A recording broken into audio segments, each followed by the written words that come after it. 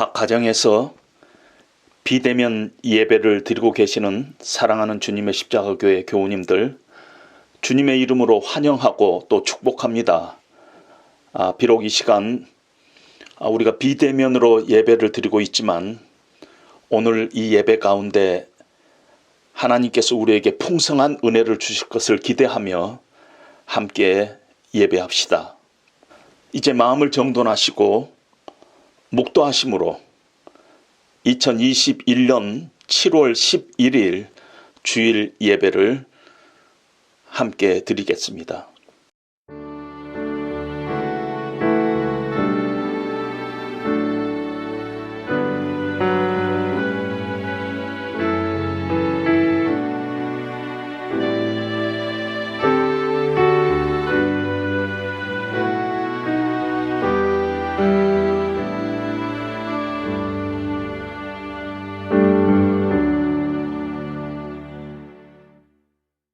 이 시간 사도신경으로 우리 신앙을 하나님 앞에 고백하도록 하겠습니다.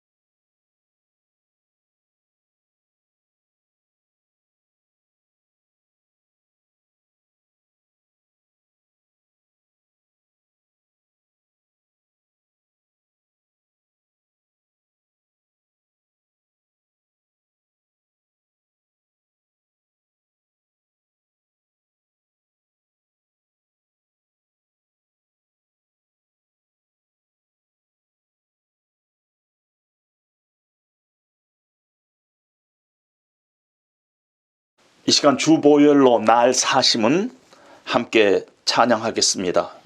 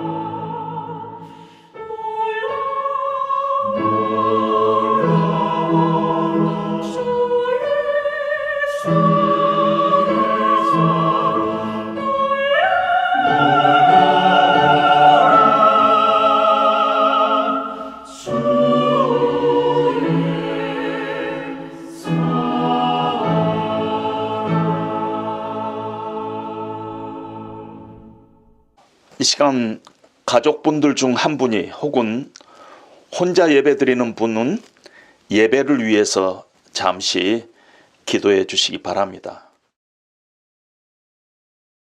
교회 소식 몇 가지 전합니다. 연일 코로나 확진자가 1,300명을 넘어가면서 정부 당국에서 수도권 지역에 거리두기 4단계 조치를 취했습니다. 아마 여러분들 매스컴을 통해서 잘 아실 것입니다.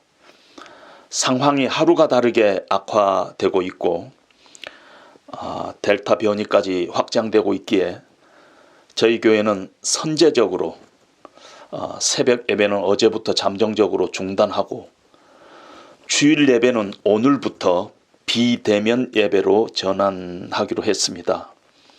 아무쪼록 빠른 시일 내에 다시 대면 예배로 전환되기를 기대합니다. 주일 예배 영상은 전체방을 통해서 올려드리도록 하겠습니다. 2021년도 저희 교회는 고난 가운데 온전한 인내를 이루라는 말씀으로 새해를 시작했습니다. 코로나19의 고난 가운데 우리가 있지만 하나님의 선하신 섭리를 신뢰하면서 코로나19가 통제될 때를 우리 하나님께서는 아시고 계시고 예비하고 계실 것을 우리가 믿고 인내하면서 특별히 개인 방역을 철저히 해 주시기를 다시 한번 부탁드립니다. 오늘 함께 은혜 받을 하나님의 말씀은 사사기 7장 1절로부터 7절까지 그리고 16절로부터 22절까지 구약 371면입니다. 사사기 7장 1절로부터 7절, 16절로부터 22절까지 제가 대표로 봉독하겠습니다. 여룻바알이라 하는 기드온과 그를 따르는 모든 백성이 일찍 일어나 하롯샘 곁에 진을 쳤고 미디안의 진영은 그들의 북쪽이요 모레산 앞 골짜기에 있었더라. 여호와께서 기드온에게 이르시되 너를 따르는 백성이 너무 많은즉 내가 그들의 손에 미디안 사람을 넘겨주지 아니하리니 이는 이스라엘이 나를 거슬러 스스로 자랑하기를 내 손이 나를 구원하였다 할까 함이니라. 이제 너는 백성의 귀에 외쳐 이르기를 누구든지 두려워 떠는 자는 길라산을 떠나 돌아가라 하시니 이에 돌아간 백성이 22,000명이요 남은 자가 10,000명이었더라. 여호와께서 또 기드온에게 이르시되 백성이 아직도 많으니 그들을 인도하여 물가로 내려가라. 거기서 내가 너를 위하여 그들을 실험하리라. 내가 누구를 가리켜 네게 이르기를 이 사람이 너와 함께 가리라 하면 그는 너와 함께 갈 것이요 내가 누구를 가리켜 네게 이르기를 이 사람은 너와 함께 가지 말 것이니라 하면 그는 가지 말 것이니라 하신지라. 이에 백성을 인도하여 물가에 내려가매 여호와께서 기드온에게 이르시되 누구든지 개가 핥은 것 같이 혀로 물을 핥은 자들을 너는 따로 세우고 또 누구든지 무릎을 꿇고 마시는 자들도 그와 같이 하라 하시더니 손으로 움켜 입에 대고 핥은 자의 수는 300명이요 그 외의 백성은 다 무릎을 꿇고 물을 마신지라. 여호와께서 기드온에게 이르시되 내가 이 물을 핥아먹는 300명으로 너희를 구원하며 미디안을 네 손에 넘겨주리니 남은 백성은 각각 자기의 처소로 돌아갈 것이니라 하시니. 16절로 보겠습니다. 300명을 세 대로 나누어 각 손에 나팔과 빈 항아리를 들리고 항아리 안에는 횃불을 감추게 하고 그들에게 이르되 너희는 나만 보고 내가 하는 대로 하되 내가 그 진영 근처에 이르러서 내가 하는 대로 너희도 그리하여 나와 나를 따르는 자가 다 나팔을 불거든 너희도 모든 진영 주위에서 나팔을 불며 이르기를 여호와를 위하라 기드온을 위하라 하라 하니라. 기드온과 그와 함께 한 100명이 이경초에 진영 근처에 이른즉 바로 파수꾼들을 교대할 때라. 그들이 나팔을 불며 손에 가졌던 항아리를 부수니라. 세대가 나팔을 불며 항아리를 부수고 왼손에 횃불을 들고 오른손에 나팔을 들어 불며 외쳐 이르되 여호와와 기드온의 칼이라 하고 각기 제자리에 서서 그 진영을 에워싸매 그 온 진영의 군사들이 뛰고 부르짖으며 도망하는데 300명이 나팔을 불 때 여호와께서 그 온 진영에서 친구끼리 칼로 치게 하심으로 적군이 도망하며 스레라의 벳시다에 이르고 또 답밭에 가까운 아벨무홀라의 경계에 이르렀더라. 아멘. 잠시 기도하겠습니다. 하나님 아버지, 이 시간 우리가 이스라엘의 암울했던 시절의 한 역사를 이 시간에 펴니다. 이 사건이 하나님의 역사 속에서 오늘도 일어나는 사건임을 우리가 목도하게 하시고 이 말씀을 통해서 하나님께서 오늘을 사는 우리에게 경계하실 것이 있어서 주신 말씀인 것을 우리가 분명히 받을 수 있도록 하나님 이 시간 은혜 내려 주시옵소서.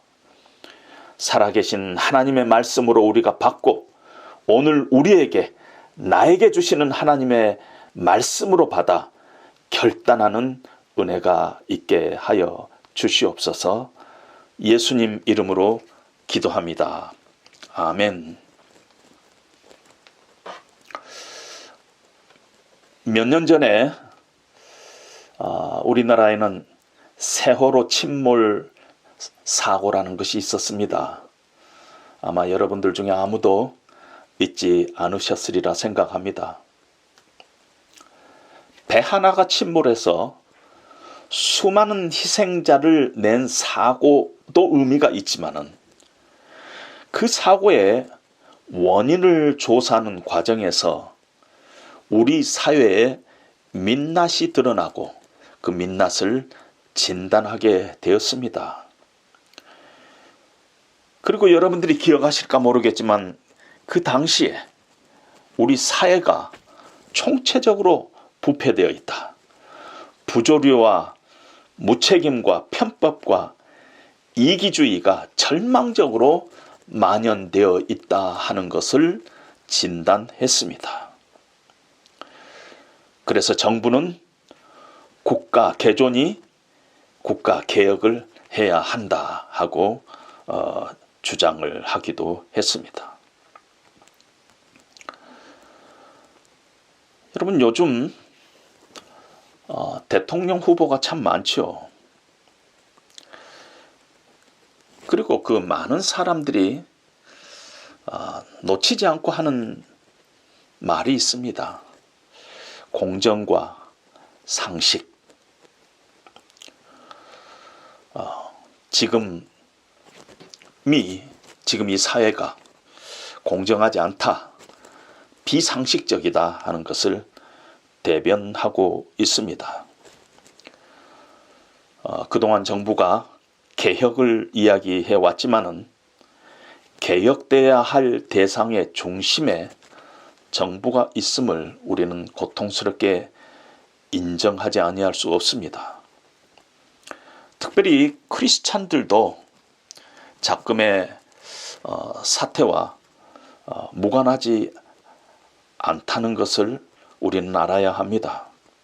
세월호 사건이 배후에는 기독교 이단의 구원파가 있었습니다.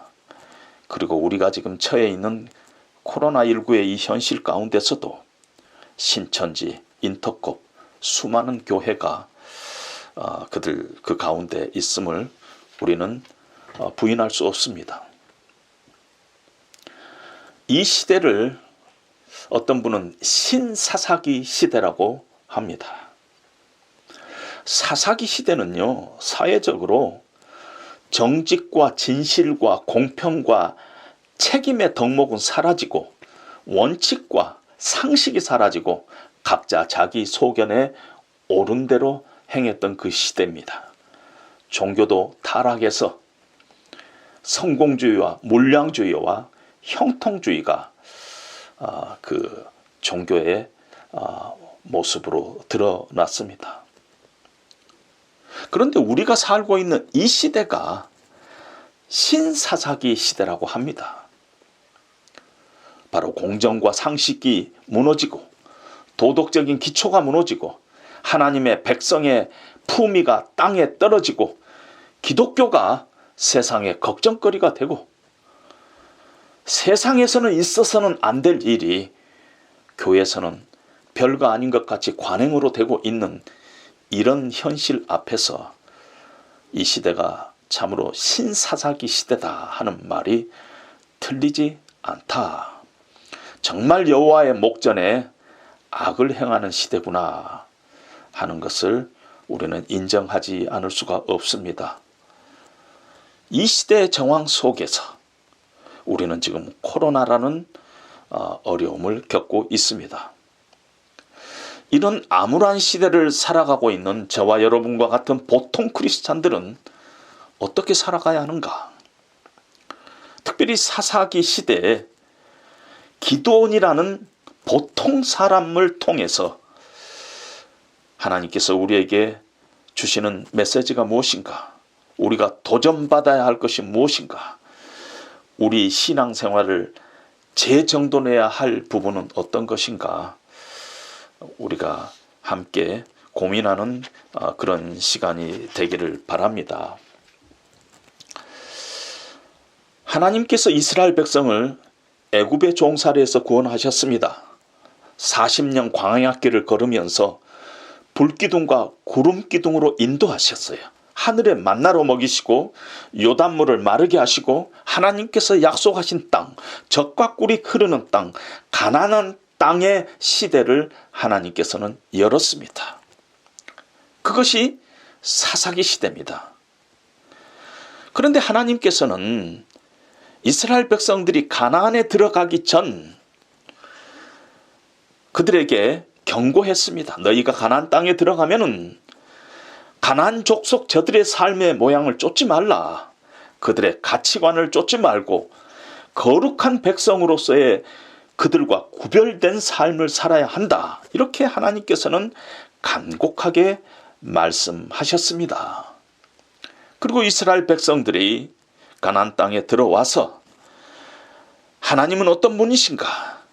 하나님은 우리에게 어떤 사랑을 보여주셨는가 하는 것을 잊어버리고 가나안 백성들과 타협하고 그들과 공존했습니다.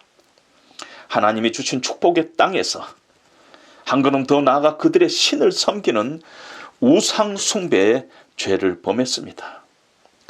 하나님께서는 주변의 나라들을 사용하셔서 이스라엘을 징계하셨습니다. 그리고 그들이 하나님 앞에 나와 부르짖고 회개할 때 하나님께서는 사사를 세워서 이스라엘을 다시 구원했습니다.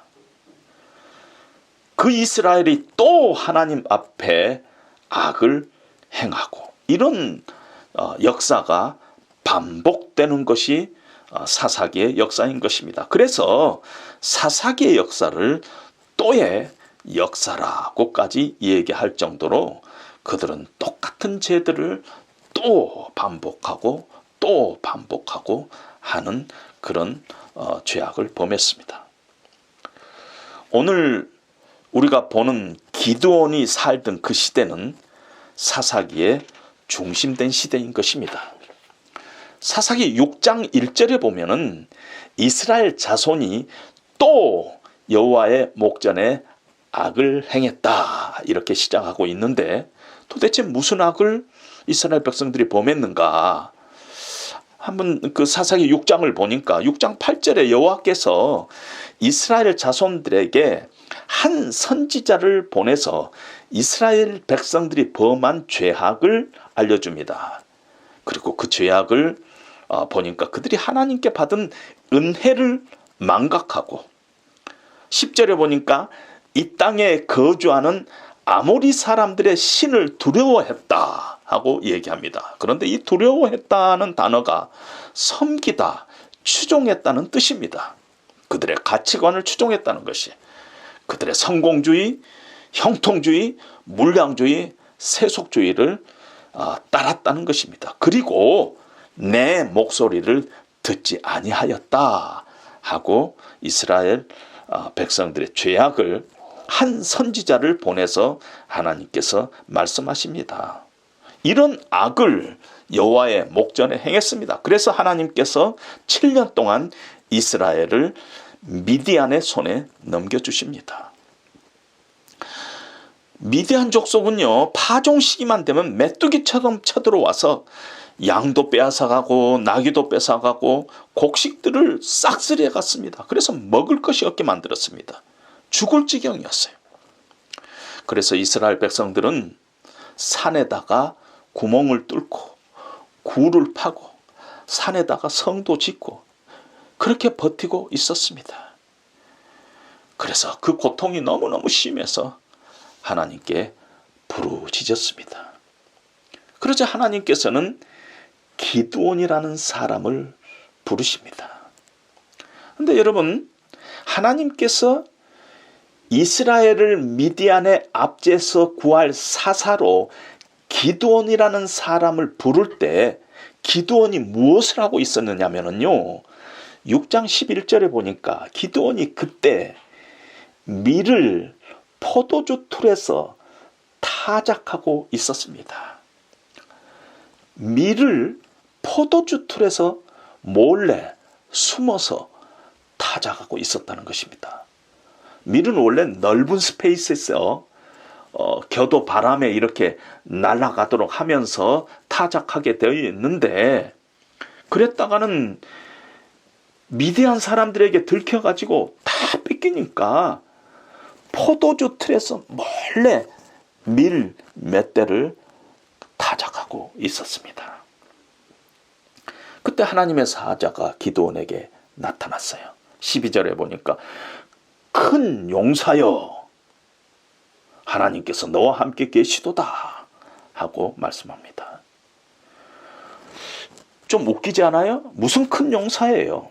놀리는 것도 아니고 지금 숨어서 몰래 포도주 틀에서 밀 몇 대 까불고 있는데, 그런 기드온에게 하나님의 사자가 와서 큰 용사여 합니다. 그때 기드온이 이렇게 대꾸를 합니다. 하나님께서 우리와 함께 하신다면은 어찌 지금 우리나라가 이 모양 이 꼴입니까? 하나님께서 우리를 미디안에 넘겨서 우리가 이렇게 고생한 거 아닙니까? 정말 하나님은 이스라엘 백성들을 사랑하세요? 하면서 하나님의 사자한테 이렇게 항의를 합니다.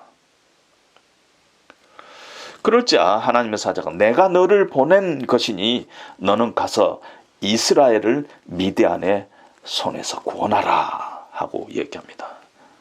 그때 15절에 기드온이 주여, 내가 무엇으로 이스라엘을 구원합니까? 아시다시피 저는 므낫세 출신입니다. 12지파 중에서 제일 약한 지파가 므낫세 아닙니까? 그리고요, 내 아버지 집에서 내가 가장 작은 자입니다. 여러분, 지금 기드온의 이런 고백을 통해서 기드온이 지금 겸손하다고 생각하세요? 아니면은 소심하다고 생각하세요? 겸손하기보다는 아주 소심한, 하나님의 부름을 받아서 사사로서 앞장서기에는 너무 두려움이 많고 마음의 준비가 되어 있지 않은 그러한 모습임을 우리가 볼 수가 있습니다. 16절에 보니까 하나님께서 내가 반드시 너와 함께 하리니 네가 미디안 사람 치기를 한 사람을 치듯 하리라. 기드온이 믿어지지가 않았어요. 두려웠어요. 나하고 지금 말하고 있는 분이 정말 하나님이신가? 표징을 구했어요.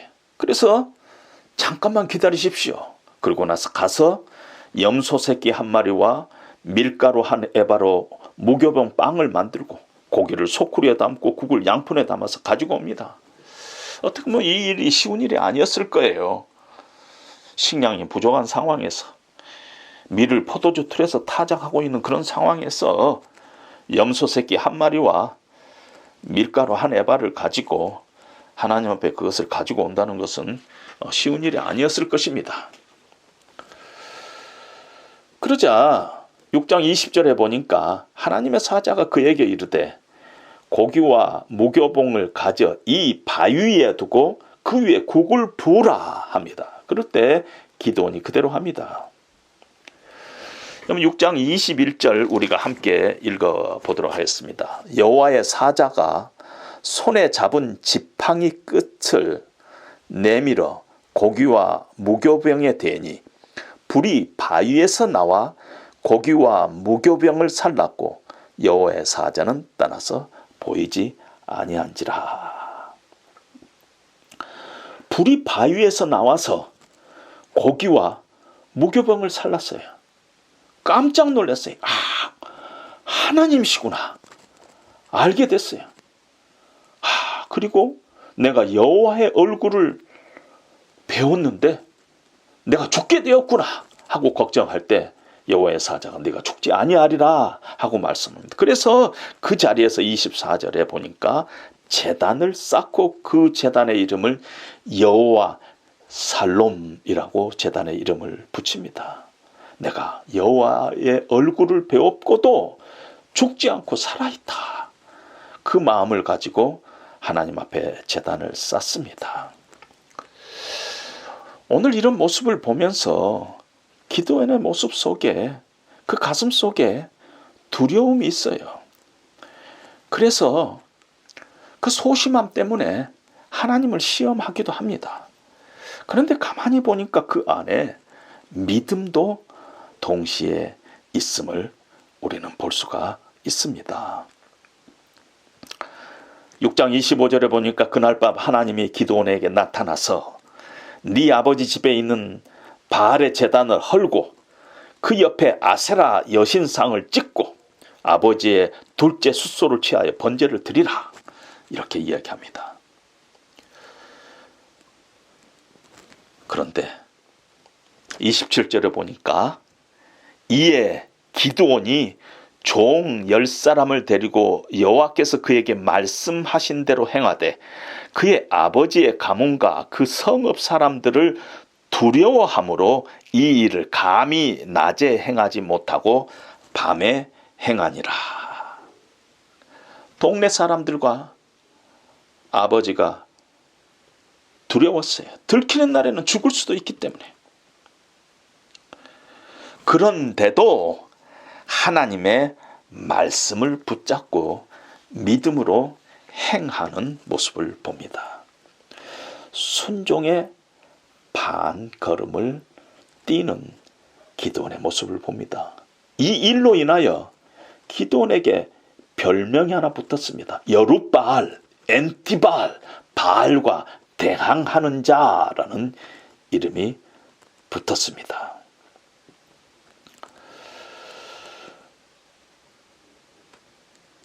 이렇게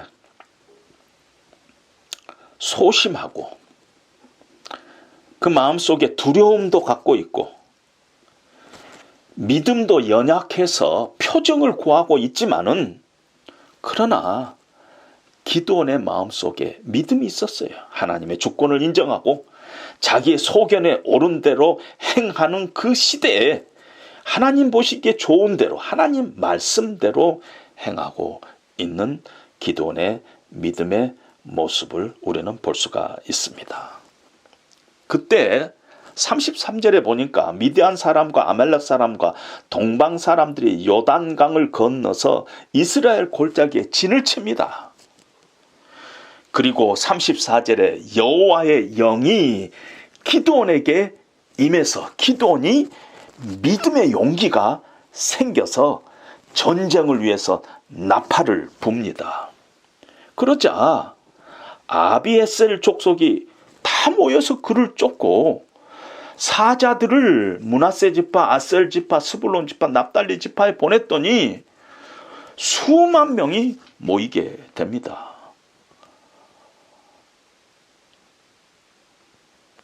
그런데도 그 가슴속에 두려움이 있었어요. 자기 자신이 이 일을 정말 할 수 있을 자신이 없었습니다.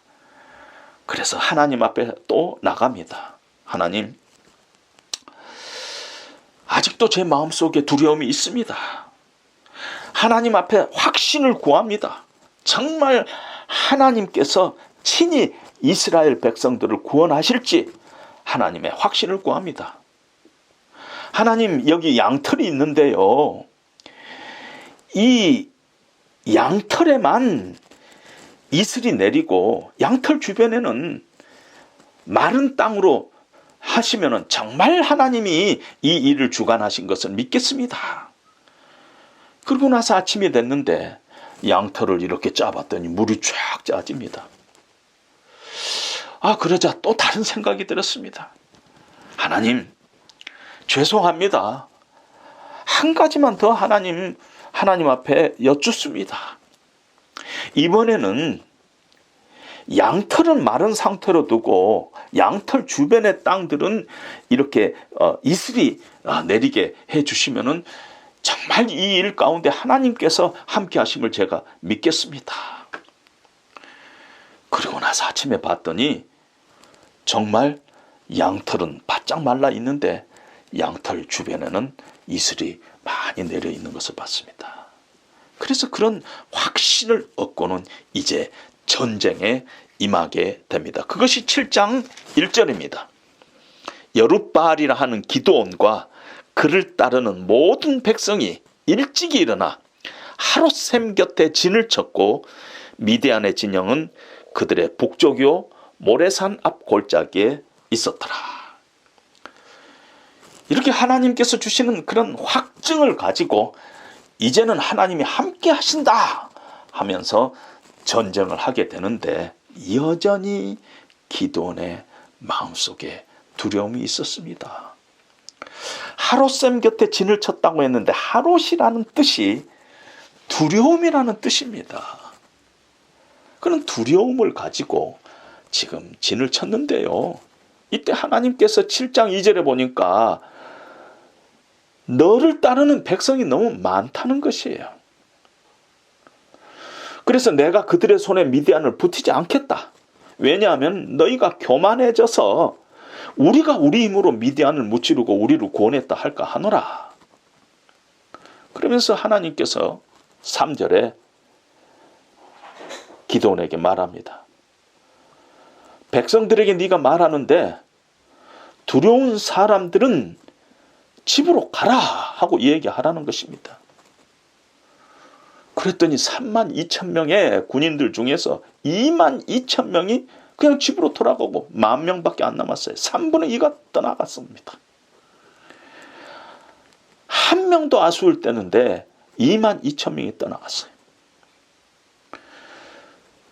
그런데 4절을 보니까 하나님께서 백성이 아직도 많다. 그 백성들 10,000명을 물가로 내려가게 해라. 그럼 내가 네 따르는 자를 고르겠다 합니다.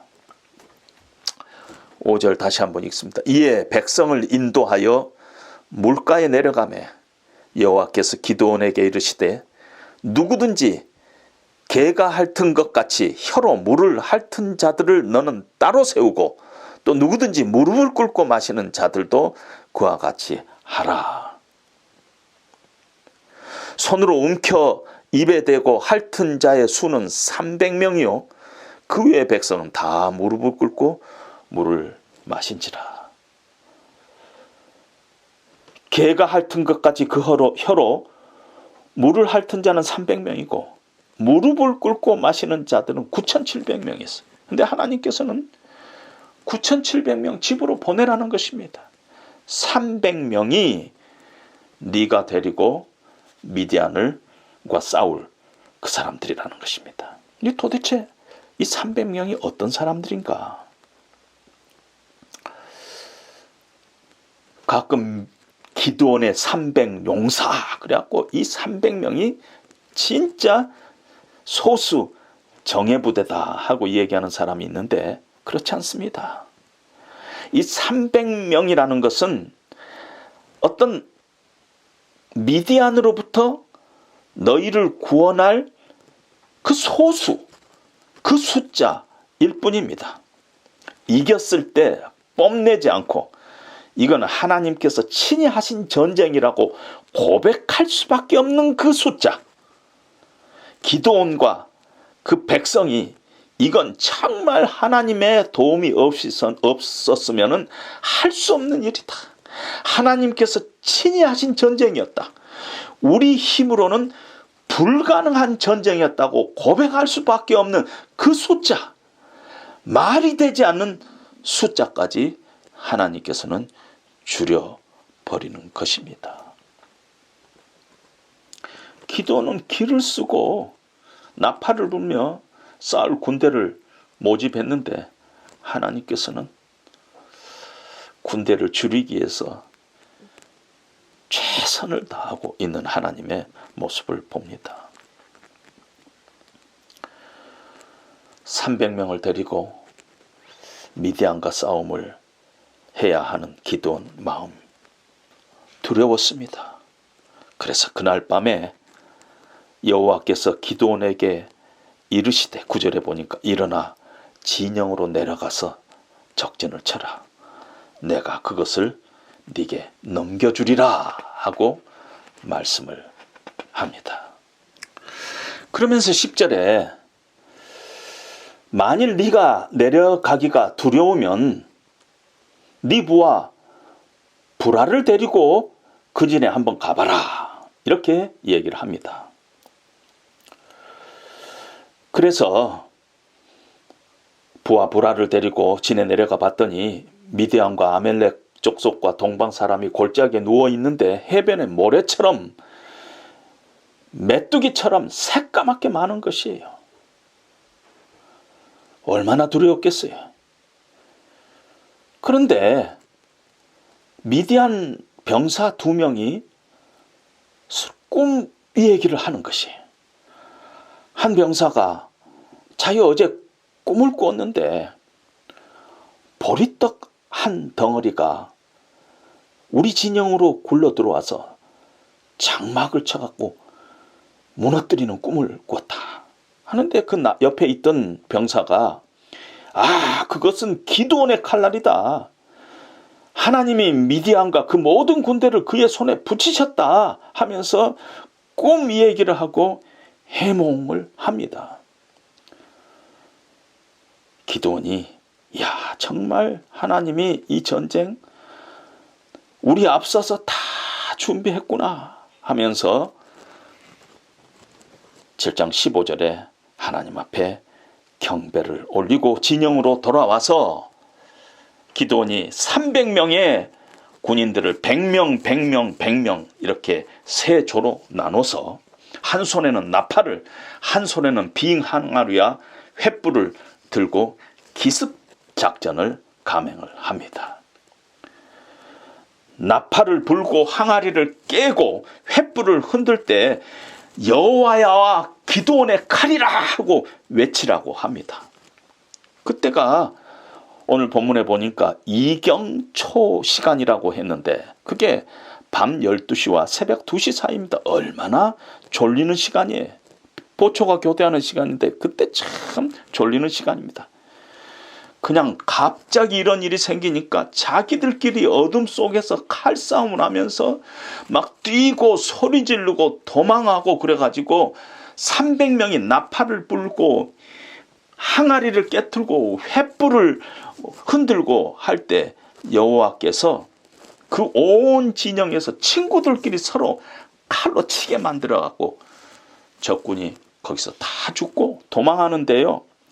아벨 무올라까지 도망을 했다는데 거기서부터 약 50km 정도 떨어졌으니 얼마나 혼비백산에서 도망하는가를 우리는 짐작할 수가 있습니다.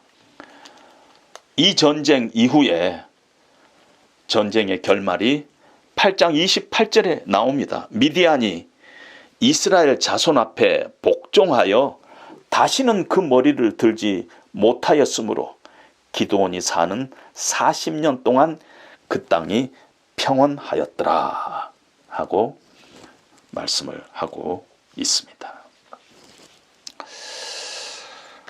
우리는 이 기드온을 통해서 하나님께서 이 어려운 시대를 사는 우리에게 주시는 메시지가 분명히 있다고 생각합니다. 모든 전쟁은 하나님께 속했어요. 하나님을 모르시는 전쟁이 없습니다. 이스라엘 백성들에게는 미디안이 지금 전쟁의 상대지만은 우리에게는, 우리 신앙에게는 우리가 갖고 있는 수많은 불신의 적들이 있을 것입니다. 그런데 그 하나님은 이 전쟁에서 인간 도구를 사용하십니다. 하나님께서 처음부터 끝까지 완벽하게 일을 하지 않습니다. 기드온을 하나님은 사용하신 것입니다. 기드온은 어떤 면에서 보통 사람이지 않아요? 두려움이 있었어요. 하나님의 역사에 대한 확신도, 하나님의 능력에 대한 확신도 없는 사람이었어요. 그러나 그런 기드온 같은 연약한 믿음을 가지고 있는 사람이지만은 하나님이 함께 하시면은 이스라엘을 미디안에서 구원할 탁월한 인생으로 하나님께서 만드신다는 메시지가 이 안에 있습니다. 기드온에게 만약 하나님이 없다면은 기드온의 일생은 소심하게, 초라하게 밀을 포도주 틀에서 몰래 까부는 그런 인생으로 살았을 것입니다. 하나님께서는 기드온 안에 있는 이 작은 믿음을 사용하십니다. 비록 두렵고 소심한 그런 믿음이지만은 그 믿음은 한 번에 세 걸음씩 뛰어가는 그런 아주 대단한 믿음이 아니라 한 번에 반 걸음 정도 뛰는 아주 작은 믿음, 아주 두려움이 아직도 있고 소심함이 아직도 있는 그런 믿음이었습니다. 그러나 기드온은 그 작은 믿음을 가지고 하나님의 말씀대로 순종했어요. 내가 할 수 있는 만큼 작은 걸음을 뛰었어요. 덥석 헌신한 건 아니었지만은 반 걸음씩 하나님의 말씀을 순종해 갔습니다.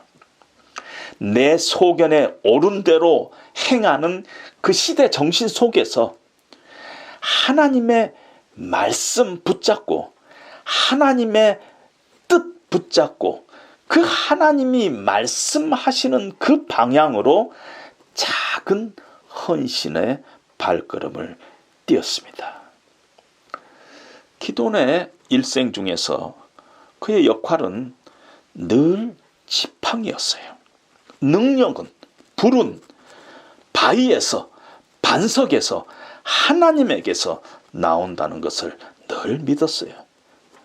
그 믿음을 하나님께서는 사용하신 것입니다. 우리가 알다시피 모세가 이스라엘 백성이 목말라 가지고 불평할 때 화가 났어요. 내가 이 반석에서 물을 내줄까 하면서 화를 냈습니다. 그러면서 지팡이로 반석을 치는 순간 모세는 가나안에 들어가지 못하는 하나님 앞에 죄를 범하게 된 것입니다. 하나님께서는 빈 항아리와 횃불과 나팔을 사용하십니다. 그걸로 미디안을 무찌렀어요. 기습작전에는 방해가 되는 것을 들고 싸운 것입니다. 이는 철저히 구원이 하나님에게 속했다는 것을 우리에게 다시 한번 말씀하고 있습니다. 사사기는 영어로 The Judges입니다. 판단자들. 내 인생의 수많은 결정과 판단을 The Great Judge이신 위대한 판단자이신 하나님 앞에 의탁하고, 내 인생의 판단자는 하나님이시다. 내 인생의 판단은 하나님의 말씀으로부터 나온다. 그 말씀으로부터 우리에게 주신 원칙을 우리는 붙잡고 살아야 된다 하는 것을 우리에게 권면하고 있습니다. 우리는 다 하나님의 은혜로 구원을 받았습니다. 그러나 믿음으로 순종하는 삶은 하나님의 백성에게 남겨주신 하나님의 유일한 명령인 것입니다. 기도는 한 번의 반 걸음이었지만 하나님의 말씀에 순종의 결단을 했던 그런 믿음의 사람이었습니다. 특별히 신사사기 시대와 같은 작금의 현실 앞에서 보통 사람 기도원을 통해서 하나님께서 우리에게 메시지를 주고 있습니다. 우리도 기도원처럼 우리 안에 소심함도 있고 두려움도 있어요. 이 세대를 거스러 가야 하는 그런 어려움과 두려움이 우리 가운데 있습니다. 그럼에도 불구하고 하나님께서는 우리에게 요청하십니다. 한 번에 반 걸음씩이라도 내 삶 가운데서 순종을 결단해라. 그것이 너의 삶의 어떤 부분이든지 하나님이 기뻐하시는 그 부분에 반 걸음이라도 네가 순종하는 그런 결단을 하면서 살아야 한다 하는 것을 지금 이 시대에 우리들에게, 특별히 코로나19의 어려움을 지나가고 있는 우리들에게, 우리 심령 가운데 두려움이 있고 이 세상을 거슬려 가기에는 우리 안에 믿음이 너무 연약한 우리 보통 사람인 우리들에게 하나님께서는 권하고 있습니다. 한 번에 많이 할 생각하지 말라. 크게 헌신할 생각 말고 한 번에 반 걸음씩이라도 순종해 가라. 이렇게 우리에게 권하고 있습니다. 오늘 이 말씀을 통해서 여러분들에게 그런 결단의 은혜가 있기를 주님의 이름으로 축원드립니다. 이 시간 우리 찬송가 430장 주와 같이 길 가는 것 함께 부르시겠습니다.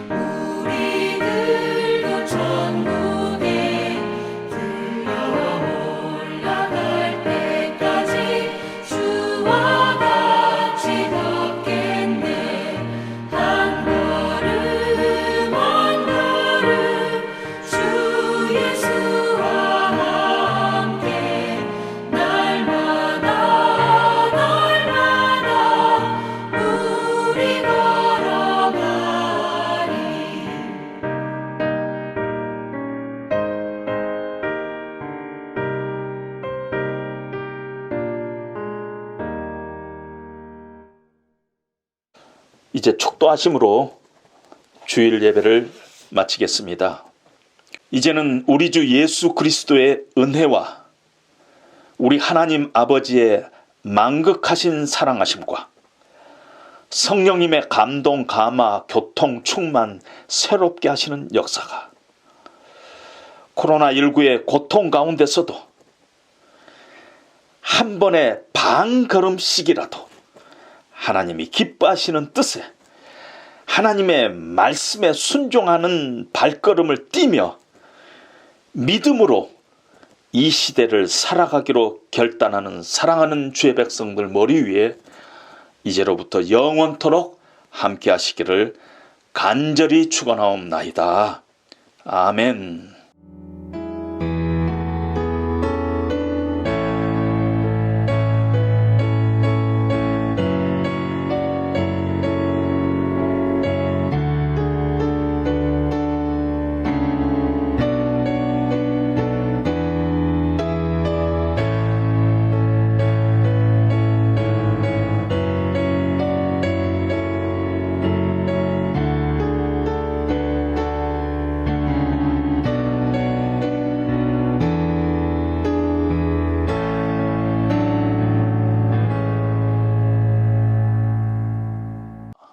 한 주간도 하나님의 은혜 안에서 여러분들 영육간 강건하시고 개인 방역 잘 하시고 건강한 모습으로 다음 주 비대면에서 뵙도록 하겠습니다.